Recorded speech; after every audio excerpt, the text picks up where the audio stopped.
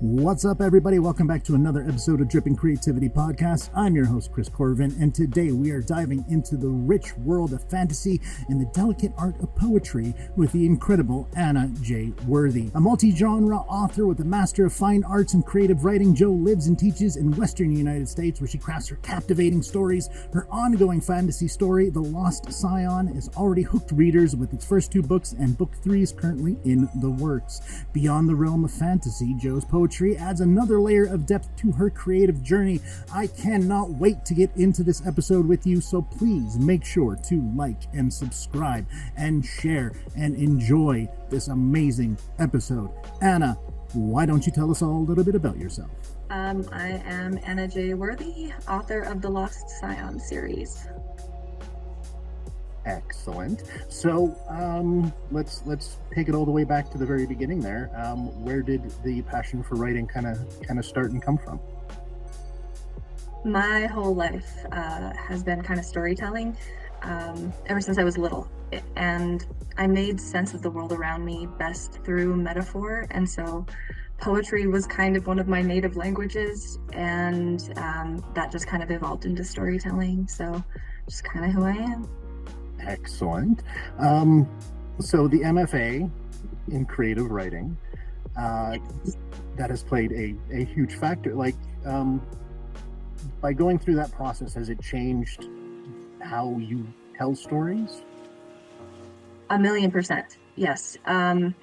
So my undergraduate degree is also in English, which means I have read a metric shit ton of books and classics and studied so much literature, and just by the process of reading and taking those literature classes, it fundamentally changed the way that I viewed stories. But especially in an MFA, where not only are we doing a lot of reading, but of course we're writing and we're critiquing and we are pushing each other in terms of, what we're going to allow to stay in a story or stay in a poem, killing your darlings and those sorts of things.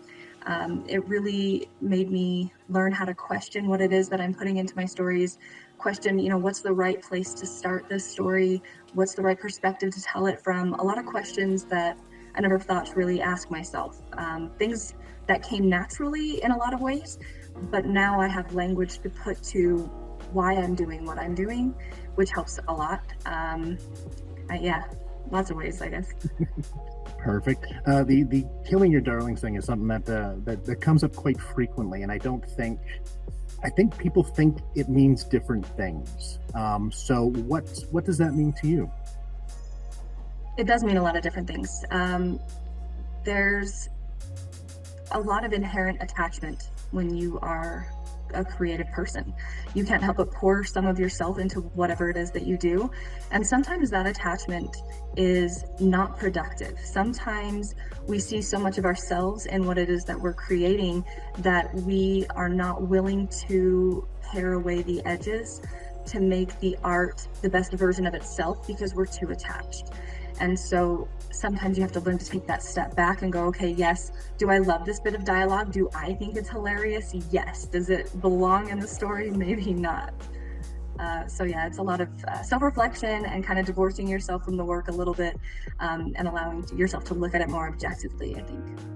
Yeah, I know for me personally, when it comes to that, there's been plenty of projects where it'll start from one specific scene, and I try so desperately to keep it, but then by the end you're like, it can't be in this. It doesn't exist in here anymore, and it's the hardest thing to cut. It really is. It really is. But you got to do what's best for the artwork, and I mean that scene still exists in your head, right? Or in some draft somewhere. It doesn't have to go away completely, but maybe it's not, final cut stuff. It's definitely one of those things that you kind of figure out a way to either create a new story around it or just massage it into something else. Things are pliable like that. As I say, until it's published and out there, it's not done. It could be whatever it wants. Yep. So then, kind of taking it back there, what are some of the challenges you have faced in the writing career, and how have you kind of found ways to overcome those? I'm a very busy person. I tend to like to stay busy for a variety of reasons. I teach full time. I have 2 kids. I try to do this writing thing. I'm a fitness junkie. I play guitar and sing. Like, I've got a million hobbies, right? So finding the time to dedicate to writing, revising, doing the work that needs to get done, because it's freaking time consuming to write books. I don't know if you knew that, but it takes a lot of time. And so that's been probably my biggest hurdle, is finding that undivided time where I can sit and I can focus. ADHD also plays a role in that, because sometimes it's like you've got the time, but is your brain going to play ball, or is it going to be like squirrel? And so, developing those rituals, developing a routine, that helps a ton. I've got this office now, which is great. We built a house like 5 years ago, and my office was one of the last rooms to get finished. And so now I've got this space where I can go, and my kids know, okay, if the door's closed, that's mom's writing time. She'll come up for air and we can ask her questions in a minute. But when she's in there, she's working. So we got to let her work. And that's been great. That's been helpful. Yeah, time's huge. Yeah, no, finding the time for all that, is, that's a lot of shit you're doing. So, so that answered the very next question at the same time. So we're just gonna continue right along into the Lost Scion series. What inspired the world and the characters originally? Okay, so I'm just gonna put this out there. I'm a nerd, and I play role-playing games. And my husband likes to run the role-playing games for us a lot. He's super smart, super genius. And he was doing this kind of what if thing one day. He was like, what if I ran this game where there was this civilization that's kind of like Adam and Eve all over again, but it's not really, they just kind of think it is. And like, what would that be like? Would it be Stone Age technology? What would that be like? And so he and I started creating this world and these characters and this village full of people, and the dynamics between them. Like, what would that be like? Why would this person, how would they feel about this other person? How would this brother feel about that brother? Cain and Abel type scenarios that kind of, roll out anyway.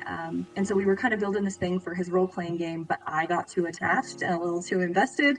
And so I kind of co-opted a lot of that and rolled it into the world and the stories that the world gets to see from me. That is a freaking fantastic way to create worlds. I think that's not only collaborative, but just overall building off of something like that is just, that's amazing.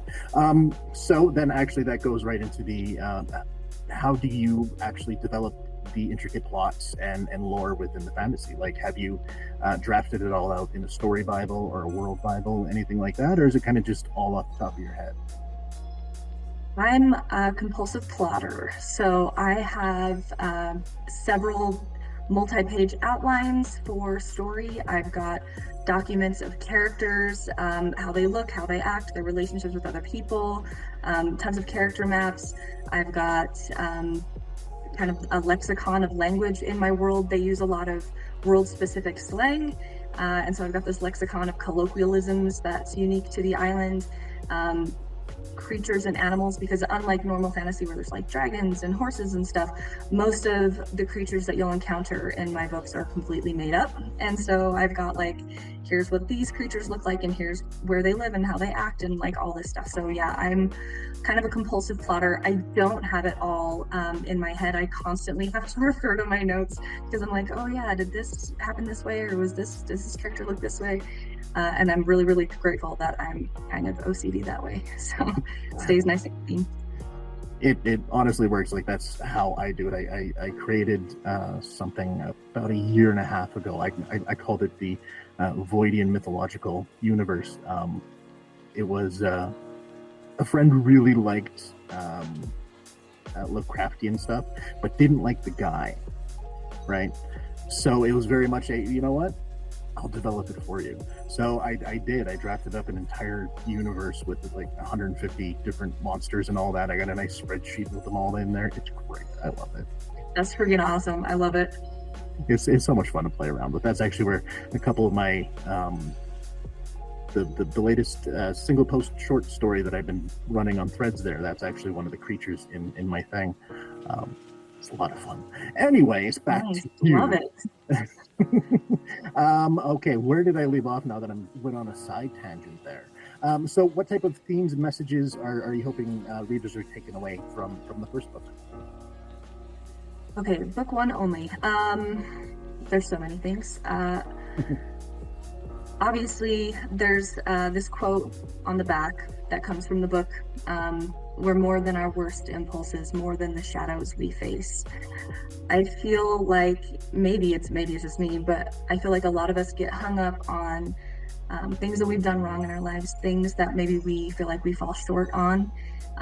We beat ourselves up.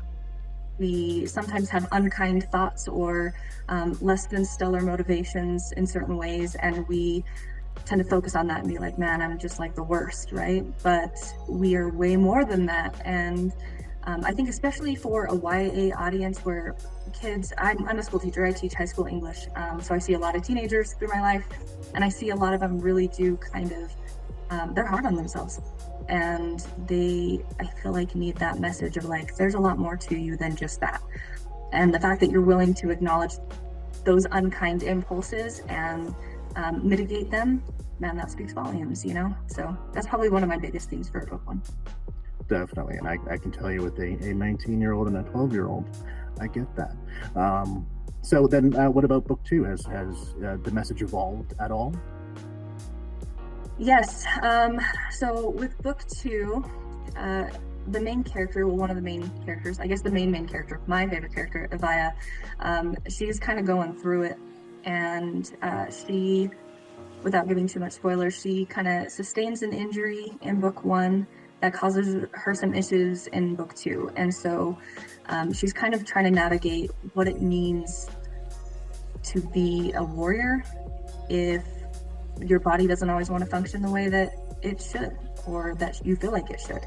And so she's kind of navigating a different level of ability or disability, finding ways to contribute that are a little bit different than what she's used to, and finding that she can kind of branch out from her normal roles a little bit, but also finding ways to kind of stay true to herself also. So that's actually a fantastic message. I love that. Before we get on with the other parts of the thing, I just gotta ask there, a number one ranking in teen and young adult epic fantasy. How did that feel when that hit you? Kind of surreal. I had sort of lower expectations for myself, because I feel like expectations are the quickest way to hurt your own feelings. And so being an independently published author, I was like, okay, you know, if I sell 100 books the first year that my books are out, I'm gonna feel cloud nine. Like, that's like, wow, that's so cool. And that benchmark came and went so much quicker than what I thought it would, that I was like, well, maybe I could shoot higher, you know. And I don't want to get like ahead of myself, but yeah, seeing that hit, I was like, man, that's the dream, that's the goal, that's crazy and wild. And I just love the story so much that it really, really jazzes me to know that people are out there picking it up and looking at it, and I'm like, yes, like, let's talk about this book, it's so cool. Well, definitely. I mean, yeah, that's especially for an indie author, that is just, it's amazing. And you know, I'm proud. We don't know each other very well, but I'm proud. Well, thank you. So all right, let's get right back into the book there for a bit more before we move on. So the main protagonist there, it's a very compelling character. What inspired the creation, and how did you kind of figure out what the arc was going to be? The first couple iterations of the character, she was too good, if that makes sense. She was a lot of the things that I want to be, you know, like we sometimes have this, I don't know, self-fulfilling wish, I guess, when we write characters. Sometimes it's like, oh, that would be so badass, like if I was like this or if I was like that.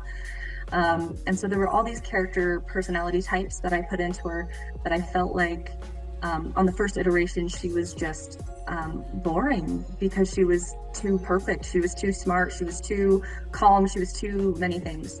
And so on subsequent iterations, I was looking at ways to complicate her, and to help her feel a little bit more real.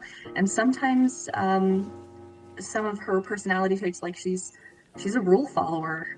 She really buys into her religion and her social structure. She really wants to impress her father, her mentor, and those things can be obnoxious to some people as well, which can be a point of contention.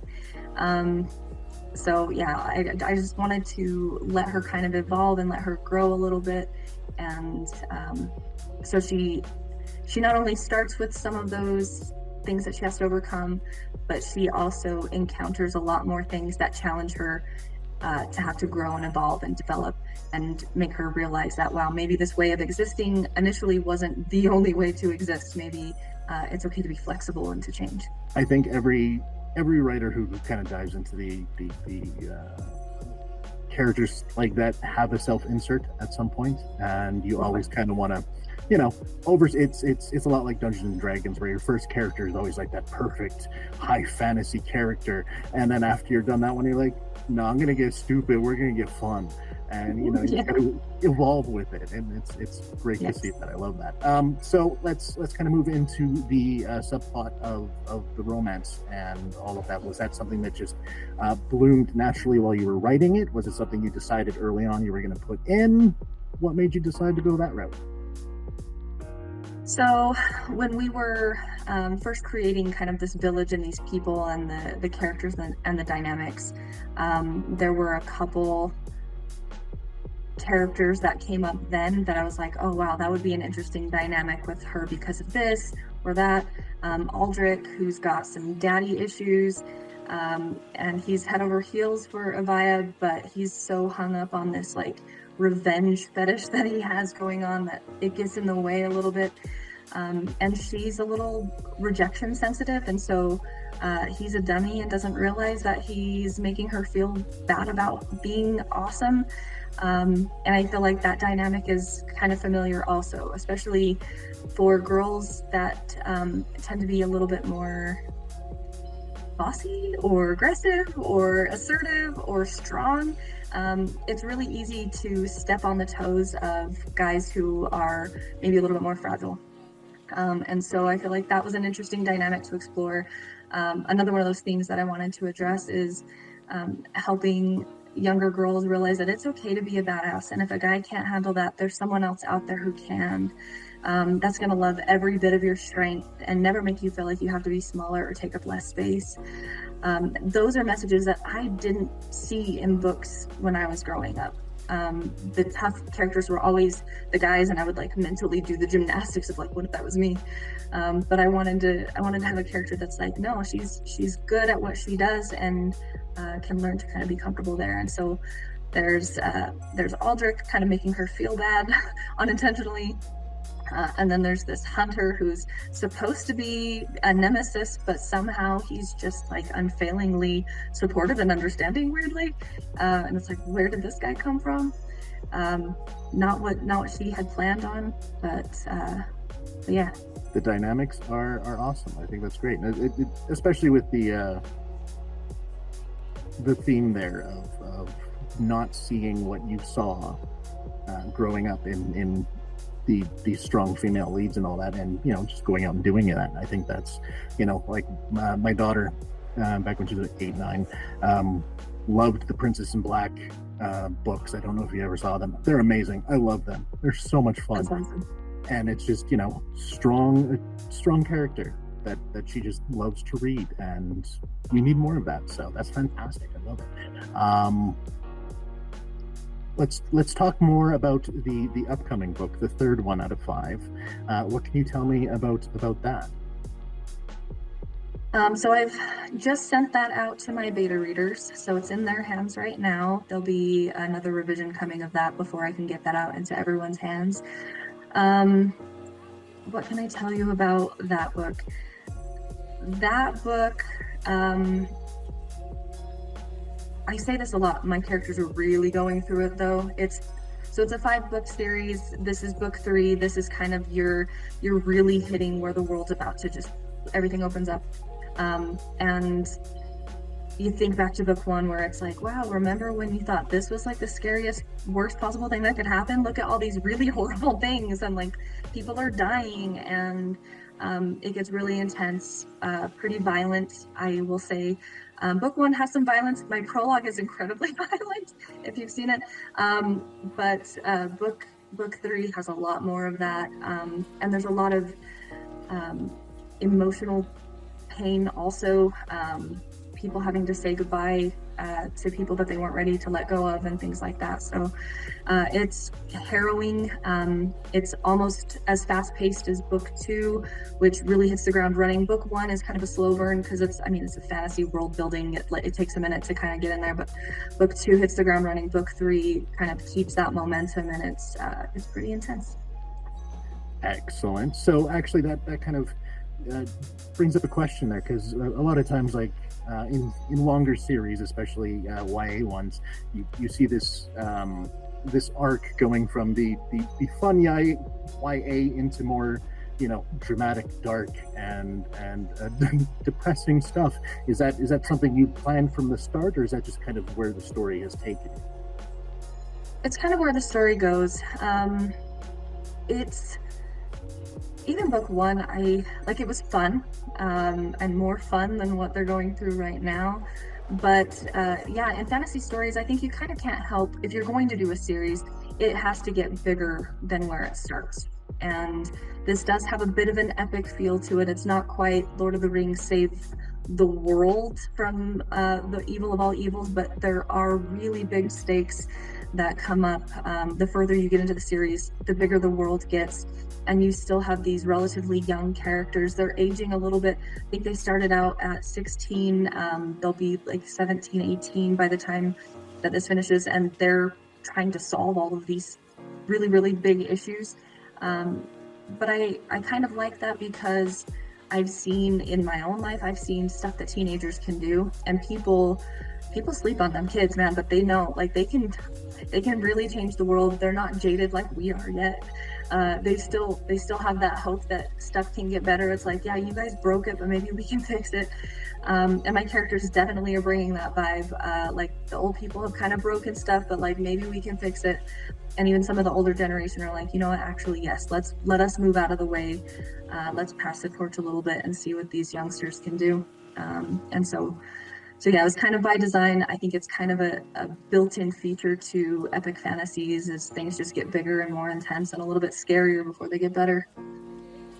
So then, do you already have 5 planned out? Do you know where you intend to end it? Or are you just kind of a loose structure and we'll see if we get there, but if we deviate, that's fine? I'm always open to a detour. My characters like to surprise me. Like I said, I'm a compulsive plotter, so I do have it mapped out pretty well. Book 4 is outlined chapter by chapter already.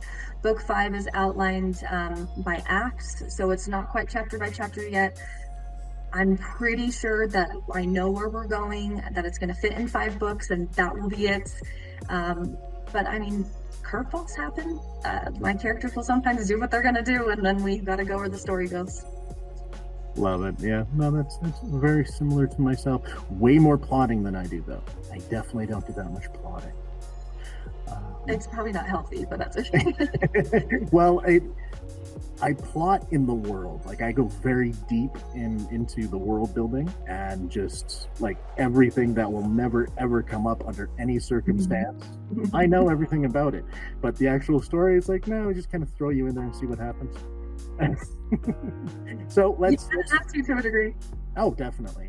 Let's change your brain up a little and talk about poetry. How does the process of writing poetry kind of differ from where you are when you're writing a prose or a novel? Could not be more different. So poetry for me is how I make sense of the world, or how I make sense of what I'm seeing or experiencing, or things like that. And trying to package it in a way that I can then hand it over to someone else, and they can be like, oh yes, I know how that feels. which is really, really tricky to do because the language is so slippery and so faulty, and so infused with so much baggage and unnecessary connotation, that it becomes kind of a chore. But like I said earlier, my brain kind of thinks in metaphor just by default. And so it makes it, I think, easier for me to traffic in poetry because already I've been living in metaphor. Like every time I'm experiencing something, it's like, this is like this. So my process to writing poetry usually begins with those moments of realization of this is like this. And then I like to write by hand with poetry as much as possible, especially on first drafts. I also do a crap ton of outlining and things like that by hand for fiction as well. So there's some overlap there, but most of my first drafts of poems tend to be handwritten, and occasionally I'll just do like a tweeted poem or something, and it's like all just right there in my 280 character limit. But yeah, it's usually, it begins with that observation. It begins with seeing this is like this other thing, and then comes the sound and the poetry of the words. Love it. Yeah, no, I myself am big when it comes to poetry as a way to narrow down the emotions that I feel, really pinpoint what I'm talking about and what I'm feeling, because I have to be very precise with the words to make it flow. Yeah. So I love that. So when it comes to your poetry, do you find yourself exploring a specific theme more than anything else, or a specific like topic type of thing?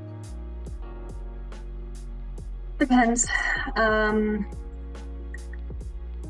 All of the big feelings that tend to be hard to process usually tend to be where it goes, and it depends on what I'm going through at the moment. Grief tends to be a thing that I like to explore through poetry because it's so hard to wrestle with outside of things. I'm one of those people that I don't like feelings. I don't like talking about my feelings. I don't like outing feelings. I just would rather pretend they don't exist. But poetry gives me a space where I can kind of explore and expand and kind of analyze whatever is going on, in a way that I can also kind of step back from it so that I don't feel so overwhelmed by it. Because feelings suck and they can drown you, I feel like. But if I'm putting it into a poem, then I can kind of have that objectivity and step back and look at it as an artifact and look at it as a process and not just like me, if that makes sense. I don't know. Well, it does. It's creating a third person perspective on your own feelings. Like I know with me, especially with the ADHD and RSD attached, I have severe RSD. It's terrible. Using poetry and like that is a good way to add that closure that I need for the RSD. Especially in situations where I can't get closure with anything else. I need to find a way to do that. So yeah, no, I think that's fantastic. Do you, when it comes to your ADHD, is it more related to the story side or the poetry side? I think that's a good way to go. That's a great question. I don't know that it goes one way or the other. It's kind of in every aspect of who I am. And so poetry's usually shorter, and so I can usually focus enough to deal with that. Sitting and writing a longer work tends to be a little bit harder, so maybe a little bit to the fiction. We'll come back to the ADHD. I was about to go on a tangent. Like you saw it happen right there. Like I was going in real time. Pull it back. So okay, let's talk about the poetry collection Unprompted, Poems for the Already Bleeding. It delves a lot into love, longing, and grief, as we discussed earlier. How does how does your brain manage to separate itself from the fantasy fiction side and the more focusing on that? Like, is that something you can bounce between, or do you actually have to kind of go, right now is poetry time, nothing else exists? Usually that. Usually when I'm writing poetry, I don't know, it depends. It depends. So when I was getting my MFA, my thesis was a poetry collection, which has not been published and probably will not be published. But there are some great poems in it. Don't get me wrong, like some of my best banging poems are in there, but like, I don't know. But when I was doing that, it was very much like I can only be thinking about poetry. I can't be distracted by my other stories. Lately, I've been really, really hyper focused on my stories, and I haven't been writing as much poetry. And so most of the time, yes, I do need to be like, this is poetry time, or this is fantasy writing time. The collection, though, for Unprompted was kind of an anomaly because I was doing the very short story prompts and just making a poem every single day. And people really responded to it, and I'm not used to poetry getting any kind of attention at all. What's poets and poetry tend to be like nobody's jam. I don't know. It's just only poets like poetry, I guess. And so it was really kind of strange for Twitter to suddenly like show up, and I was getting tons and tons of likes on these poems, and I was like, okay, well maybe I should do something with it. And everyone's like, yes, please. And so I kind of compiled those. But while I was writing those poems, I was also working on the fantasy series as well. So it was more like I'd wake up in the morning, I'd go work out, I'd walk on the treadmill and compose a very short story poem. And it was weird how it all could happen kind of at the same time. I don't know. My brain bounces between everything so often, so I get it. So, especially when it comes to Unprompted there, did you have any influences or anything like that that you kind of helped guide how you were formulating all your poems and all that? Or is it just kind of whatever your brain has happened to be doing? Mostly that. The word of the day prompts really became the driving force for every poem, but you have that word of the day, and 300 different poets are going to give you a different poem about that word with that word, right? And so my poems tended to be about, well, my mom had passed away, and so that was heavy on my mind, obviously. So a lot of grief poems showed up. And I was writing this fantasy series where it was very much in this romantic, like love triangle type thing. And so a lot of those things were subconsciously influencing my writing. My husband teases me all the time about this collection. There's like this, the one on the back, it mentions Bordeaux, which I think was the word of the day. And he's like, who's this Bordeaux? He's like, I know you're writing about this. I'm like, bro, like, I barely even know where Bordeaux is. Like, it was the word. And he's like, well, I know these poems are not about me. And I'm like, well, no dip. Like, it's about whatever word I was that day. And whatever was on my brain. But anyway, so it's just kind of a weird, funny inside joke there. It's a weird thing when it comes to writers specifically, in the ability to create an entire relationship with someone that doesn't exist and you're not involved at all. Like, it's like, it just happened. I have nothing to do with it. I don't even know who they are. It's just, that's what happened. It's Yep. It's just what we do. It's what we do. Yes. So let's kind of move into the more creative process and inspiration things. I think we've covered a lot of the creative process, which is fantastic. Your answers have been so fantastic this entire time. I gotta say, you were just knocking. I have like 50 questions. I'm like, okay, well, that one's done. That one's done. This is so great. Anyways, how do you handle writer's block? Do you have any specific rituals to help you get through it? Do you just say, fuck it, we're just gonna sit in it for a bit? This is probably one of those controversial answers that people are not going to love. I don't really fully believe in writer's block as a thing. Asterisk. I think it's a thing, but I think people misunderstand what it is. I think whenever we feel blocked as a writer, there are reasons for it. Your brain is telling you something, and you have to learn how to listen to yourself well enough to understand what it is that is getting in your way. It took me a long time. I am very old.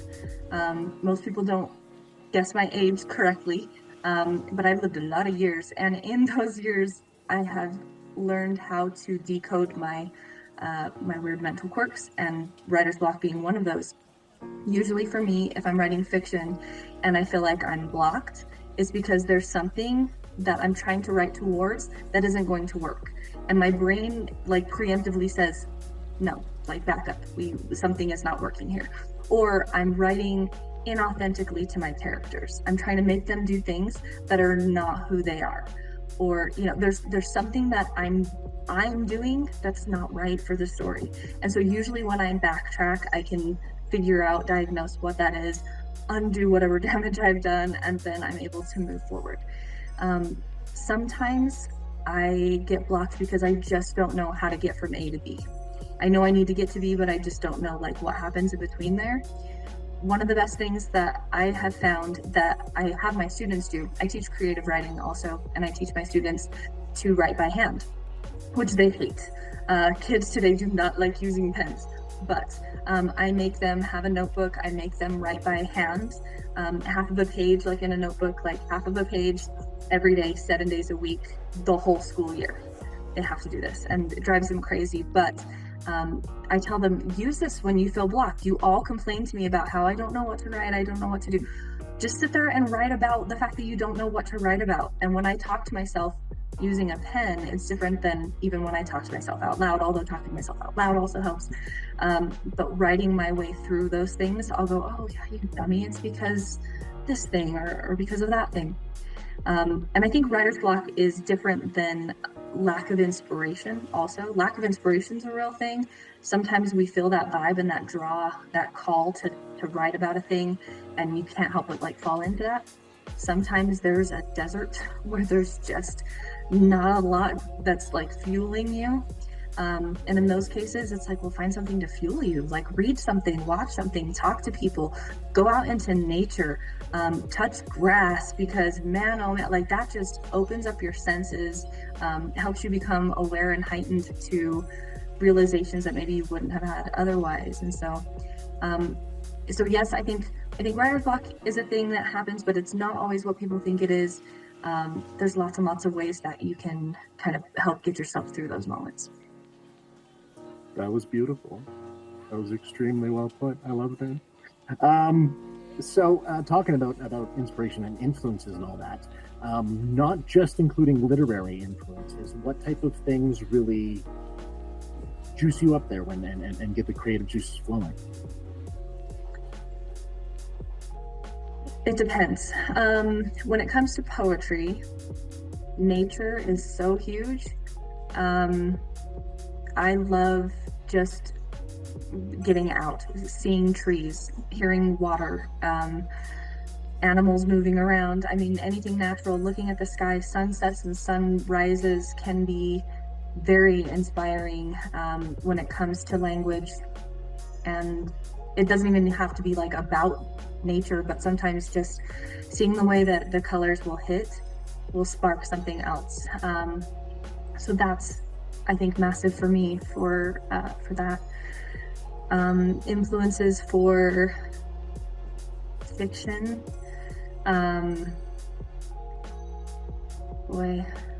Music is huge. I love music. This is going to sound really counterintuitive. When I was drafting book 1 of the Lost Scion, my playlist was almost exclusively emo pop punk from like the late 90s, early 2000s era, which is like, I don't know how that's a fantasy playlist, but I think it really got the like love triangle angsty vibes pretty spot on there. Completely. And you know, that is where the inspiration comes from to write whatever changes with everything. And I think that's actually what makes it unique in your writing, is the fact that you were being influenced by that type of thing to create something completely different. And it adds a unique voice to it, and that's amazing. And obviously people agree with it, so you can't go wrong there. So we're actually just gonna start talking about the personal life and roles there. How has being a teacher actually influenced your writing and your storytelling? You mentioned a little bit before, but kind of unpack that a little.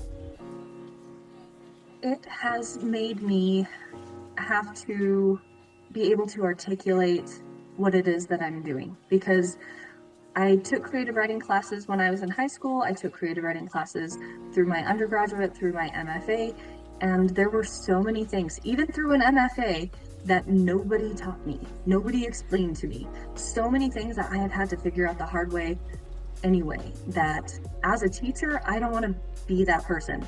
I want to be that person where my students can look back and be like, oh, she had my back. Like she told me what was what. And so being a teacher makes me want to be able to distill everything down into an easy to understand format for my students so that they don't have to struggle like I did. Well, that's definitely a great way, and nice to have. I only had one teacher growing up that was inspired my creativity, and he was a substitute that was only there for 3 months. But in that 3 months, he actually crammed so much into my brain. It was amazing. I'm not talking about the acting stuff. That's an entirely different creative side. So then, how do you actually manage to juggle everything from being a wife, a mother, a writer, a teacher, and all the creative stuff that you love to do, and the working out? How do you do it? The cop-out answer is I don't really, because it's all just like stealing time from something else. Like there's really I have this semblance of having it all figured out, like I'm doing all the things, but really it is just juggling. Like I'm not holding on to any one thing at a time, and so it's just figuring out how to juggle. But I do like schedules. I'm a creature of habit. I have a very strict routine. I wake up at an ungodly hour to start my day in order to get it all done. During the school year, I'll wake up at 3 in the morning so that I can work out before I have to go to work, which I understand makes me a psychopath. Like that's fair. But even during the summer, I don't sleep in much past 5:30 or 6, which is most people like, what is wrong with you time? But I gotta get up. I've got to get the workout in right off the bat. Helps my brain anyway, also, which is another thing with writer's block. Get some exercise. Like I don't know, maybe it's just me, but I feel like it makes everything so much easier when I get up and I like move my body. And just having that structure throughout the day where it's like, okay, I've got time for this, I've got time for that, I've got time for my kids, I've got time for my husband, I've got time for me. As long as I'm smart about where I'm spending my time, then usually I can fit most of it in. But I am a very busy person. I don't get as much like chill time as a lot of people probably get to have. I don't get to binge watch Netflix as much as I would like, or as much as I had in the past. Some of those things have to go. I love video games. I don't get to video game very much anymore either, and so it's like once in a while I'll get to do something like that, but most of the time it's like, nope, this is writing time, this is editing time, it's talking into a mirror just for different things.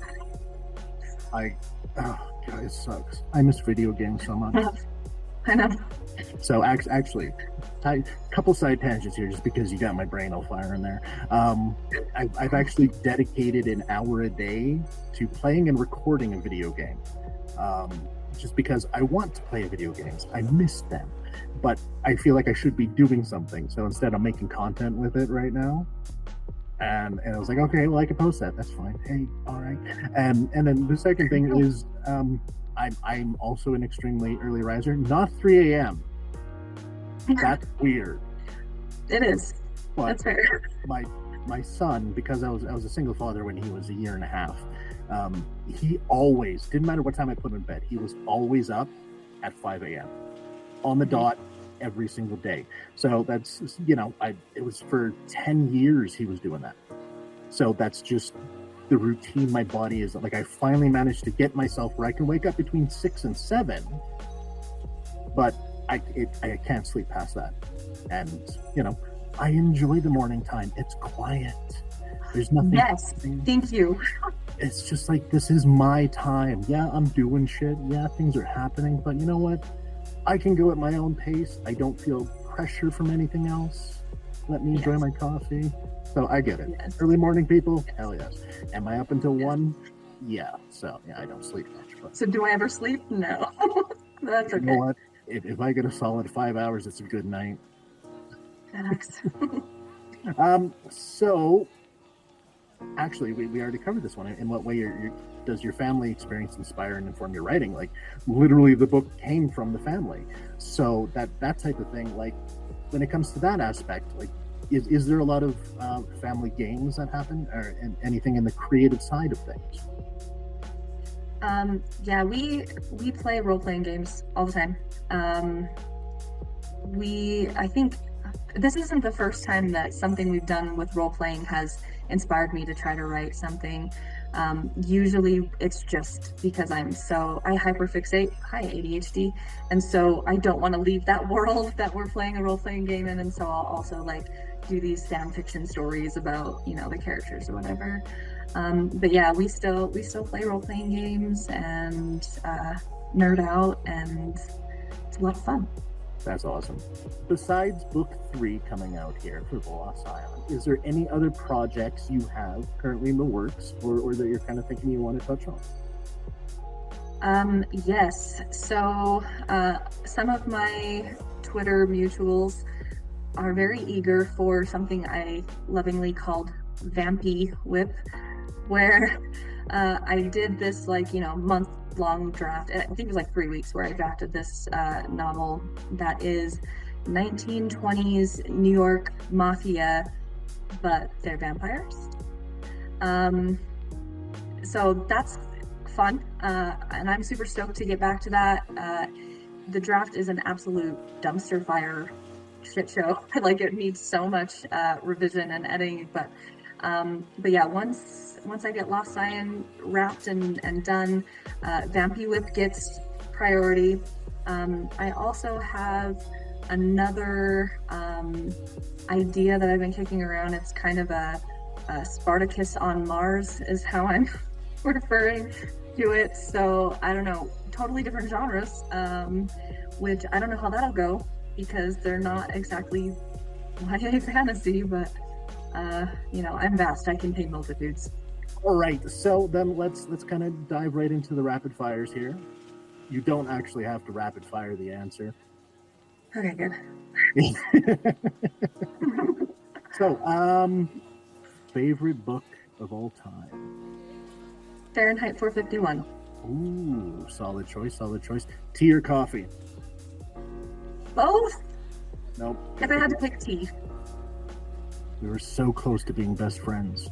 So close. The only reason is because in order for me to like coffee, I have to put so much sugar and cream that I would probably just die of sugar overdose. And tea, I can just drink black and it's good. And I also like herbal teas.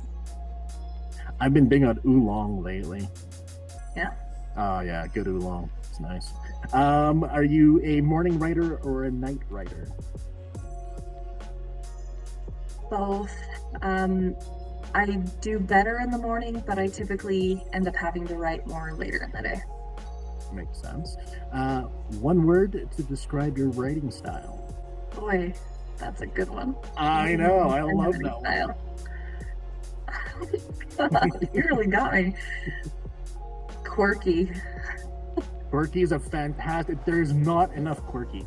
I love that. That's a perfect answer. I love that so much. A song that always puts you in a good mood. Sunroof. I can't even figure out who sings it. It's such a cheesy pop song, but it makes me so happy. You know, those are the best ones. One superpower you wish you could have, and only one. Only one. Does it make me like a sad emo girl if I say invisibility? No, that's Because perfect. I just want to hide. You know what? Only way to get a break sometimes, man. I totally get it. Um, do you have any guilty pleasures, be it TV shows, books, games, music? I have lately come into my pop music era where I'm finally embracing the fact that I can sit in the car with my 13 and 15-year-old daughters and we will sing the shit out of Justin Bieber or Taylor Swift or whatever it is. And it's a vibe. As a goth kid back in high school who's a very much a music snob, I get it. You gotta just enjoy everything, man. It's good shit. If it makes you feel good, if you connect with it, have at it, man. There you go. If you could visit any fictional world, where would you like to go? Any fictional world. Okay. I need the parameters. Like, is it me actually, like, I would have to go there because I am not equipped to survive in those fictional worlds. You have to go there and survive for 1 year. Where are you going? I have to go and survive for a year. Fictional world. Dude, that's rough. Okay, actually, probably The Walking Dead. Why would you pick The Walking Dead? Hey, you hear me out. Hear me out. There are fewer human beings. I can probably, because that's honestly like the living are the problem, right? Like the dead, I'm not too worried about. I have got a zombie apocalypse plan. I've logged 3,300 hours and 7 days to die. I know how to kill a zombie. I am really dangerous with a baseball bat, so don't mess. I go by Stabby Joe. I'm a little less stabby. I'm a lot more like bash him over the head. Yeah, no. And if it's just me and I don't have to worry about like if I had to take my whole family with me, I definitely would not take my children into The Walking Dead, just so we're clear. But just me, I think it would be okay. I think I'd dig it. I could have been somewhere like really nice. I don't know. No, there's no. See, that's fake. You go somewhere nice and like fate is gonna twist it on you somehow. Like it would make for a great story though. That's true. There's actually some really good story seeds you could pull out of that idea. I like it. Lock that one away for later. All right. What is the weirdest thing you've ever had to Google for any of your writings? The weirdest thing I've ever had to... I mean, I'm probably on so many watch lists from the crap that I've had to Google. All of the yeah, like... And truly, like, most of my Google search history is making sure that I'm using the word the way that I'm pretty sure it should be used. That's... I don't know why I second guess that all the time. For book 2, I did have to Google... I was trying to figure out if you decapitate a man standing up, how many spurts of blood would happen before it sounds really bad. Sounds really bad. Yeah. So I was trying to calculate, like, would it keep spurting? Like, how long would the heart keep beating after it's decapitated? Because that's really where the spurts are going to come from. So that was a fun little rabbit hole that I went down. How many squirts? Because, like, I'm thinking like 3 maybe. So the answer is really dependent on the size of the person, blood volume, standard blood pressure. So like, what were you doing right before becoming decapitated? Like that sorts of things. So there was a lot of factors involved. But yeah, I did some calculations. Hopefully it's realistic. If you read the decapitation scene. That's a fantastic thing to Google. Like literally, that is what it's there for. I love that. Right? I should have used like an incognito tab now that I'm thinking about it. But, You know what? At this point, my search provider knows the type of shit that I'm doing. It's fine. Like they're writing. It's okay. Yeah. All right. So, what's the most unusual place you've ever found inspiration for a story or poem? Most unusual place. A pinball machine? Ooh, Uh, come on. there was a poem that came about because of a pinball machine. I love that. That's such a good choice too. Which pinball machine? What game? I don't even remember. It was my daughter's birthday. We were at this little like nickel arcade type thing. And yeah, I was just playing this pinball game and yeah, ideas came. Favorite karaoke song?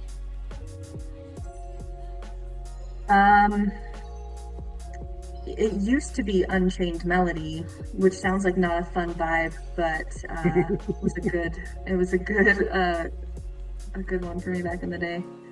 I haven't karaokeed in like 8 trillion years, which is sad. Me too. I miss karaoke. Louis Capaldi. It sounds weird, but Louis Capaldi songs fit my voice really well. That's perfect. That's a perfect way to go, man. What is your favorite workout or fitness activity? It's like, which kid is my favorite? Boy, I really like working out, which makes me probably a little bit masochistic. I used to love running a lot. I've gotten more into lifting though. There's something about a goblet squat where you got the dumbbell and you're holding it there. That's fun because it's squats. Who doesn't love squats? But also it makes my arms look freaking jacked in the mirror, so it's like really motivating. So yeah, goblet squat. That's a solid one to go with right there. Where did I leave off there? What's a hobby you always wanted to try, but due to the fact that you're already doing 9 billion things, you don't have time for? Oh, so many things that I just have to not try. So many. I know. Probably art. I did try drawing for a little while, and I love it. And I was okay, but I knew what it would take for me to get more than okay, and I just couldn't find the time for it. It would be so dope to be able to like draw my own characters and stuff like that. That would be so rad, but there's not enough hours. I get that so much. Art was always one of those things that I was decent at, but I was never good enough right away. It was never an immediate thing. It's like, sure, I could spend a week drawing this, but because it's not done right now exactly like I wanted, I don't want to do it anymore. Yes. And yes. Why I never thought I had ADHD before the age of 33, I don't know. I was also adult diagnosis, like, I don't know. But yeah, same. Big same. Well, okay, so before we kind of end this trail off here, because now we're closing in on an hour, when it came to the ADHD diagnosis there, is it something you kind of thought throughout your life, or did it kind of come out of the blue? Totally out of the blue. I was going to see a doctor about something completely different. I was struggling with anxiety and depression, like super bad. And long story short, they were like, oh, actually, you have OCD and ADHD, and your other symptoms of feeling anxious and depressed are stemming from those other points of neurodivergence. So I'm like, oh, so that's why when there's too many sounds and movement things that are happening, why I freak out. Like, that's why I get stressed out when I can hear the refrigerator humming too loudly. Like, who knew? And these are things that I had no clue were strange. I thought that everybody just encountered the world this way. I had no clue. And then, of course, once you realize and you start like seeing like the ADHD memes and stuff, and you're like, ooh, that's so me. Well, it literally, minus the OCD, I'm definitely not OCD. But the rest of that is completely bang on. I mean, I was 33, I was going to see a psychologist because I wasn't doing so good in the brain. And she's all like, hey, guess what? It's not depression, dude. You got ADHD. And I'm like, No, I don't. What the hell are you talking? Like, there's no way. Like, there's no way in hell it would be that. Sure enough, it was. And I was like, oh, hey, Weird. pills are great. I love pills. Pills saved my life. Facts, you know? It's yeah, and it makes me go back to like the rest of my life. Go, oh, things probably would have been a lot different had I known, you know. So, Can you imagine? No. Like, well, and No. also, I didn't mention this. I'm dyslexic, so that's fun fact, which is not something you usually find with an English teacher or a writer. No, definitely. That's a lot of additional arms holding you down in many different directions. So Yeah. you are Chris And I, Corvan. yes, yeah, and I think it's because I had to work so hard that I value it so much, you know? And it also gives me a different like lens when I'm dealing with my students who have ADHD or who are dyslexic. And I'm like, trust me, I know. Like I have lived the struggle. So I don't know what age you were diagnosed there, but it was definitely adult. Have you noticed, and I don't know if I'm actually going to keep this part in or not, have you noticed that when you're talking with people who have known they've had ADHD for a long time, they don't have the same coping mechanisms you do? Yes. And You have to figure it out. All the compensatory strategies that you develop over 30 years of not knowing how to live a life because you think that this is just how it is. Oh yeah. yeah, I've noticed that. Like I had a friend who was diagnosed and she was like 16, and she's starting to struggle with a bunch of different things, and it's like, you know, real life stuff, and it's like, oh no, you never had to develop that workaround when it comes to dealing with the pressures and the stresses and the depression of life coming at you. That's right, because you've had pills since you were 60. Yeah, no, that makes sense.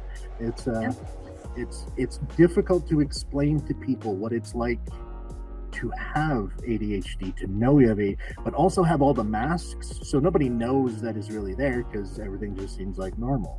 It's weird, man. It's weird. But yeah, so I'm watching my kids very good. My son actually got diagnosed with ADHD here, so he's on medication now. So thank God for that, because I was worried, and yeah, it turned out, hey, guess what? Really runs in the family. Something strong. Yeah, all those points of neurodivergence tend to run in the family, and it sucks because it's like a lot of families, older parents and stuff are like, oh, ADHD, that's not a real thing, and it's like, yeah, you know that thing that you always do, probably ADHD. Well, and yeah, like I know mine comes mainly from my dad's side, and it goes back generate, because like it's just looking at the long line of depression through the entire family, because not one of them ever got tested or diagnosed or got medication, and it's like a lot of shit makes sense now looking back. Yeah, and it's crazy that link between undiagnosed ADHD and anxiety and depression. It's killer. It's hard because I think some people worry about getting a diagnosis because they don't want it to be seen as like a crutch or an excuse or whatever for the way that they're experiencing the world. But for me, it was like this understanding of, oh, I just thought that I was having a mental breakdown constantly. I thought I was sick constantly because I would be so stressed out. I was literally throwing up at work. And I'm like, this can't be normal. Like, that's not a thing that like normal people do. But really, once I knew what it was, it took away that, I don't know, dysphoria, that disequilibrium where you're like, what the heck is wrong with me? Where you're like, oh no, it's just this. Now that I know it's just this, I can do X, Y, and Z, and it's going to be okay. And that's empowering. That's awesome. And it's not an excuse. It's not a crutch. It's learning how to operate in this world, given the non-factory default settings that are installed in our brain. Yeah, it's been several times where it's like, oh, normal people don't think like that. Really? You don't? It's mind-blowing. That's crazy. Yeah. I don't believe that shit. Like, I can't even visualize what that would be like. I don't know. It's weird. Anyways, that was a tangent and a half.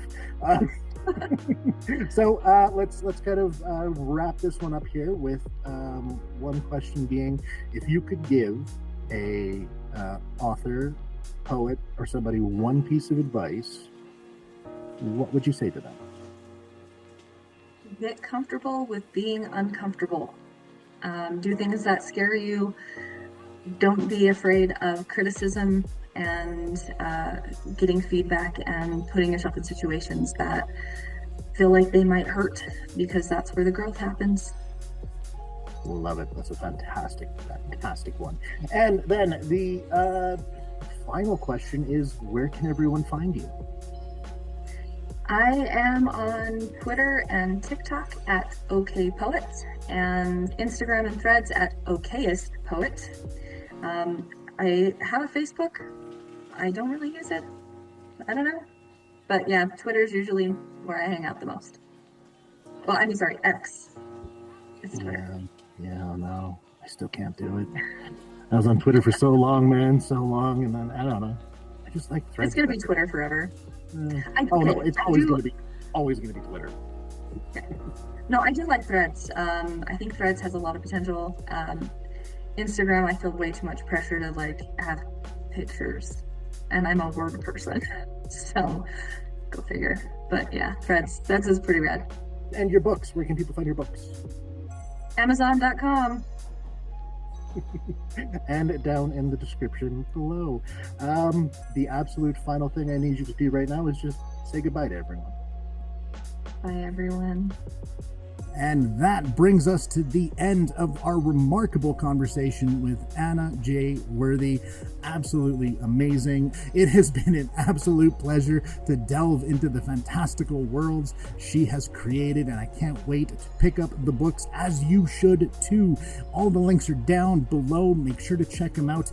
And once again, like, subscribe, share, do all that amazing shit, because I appreciate it and I will love you forever.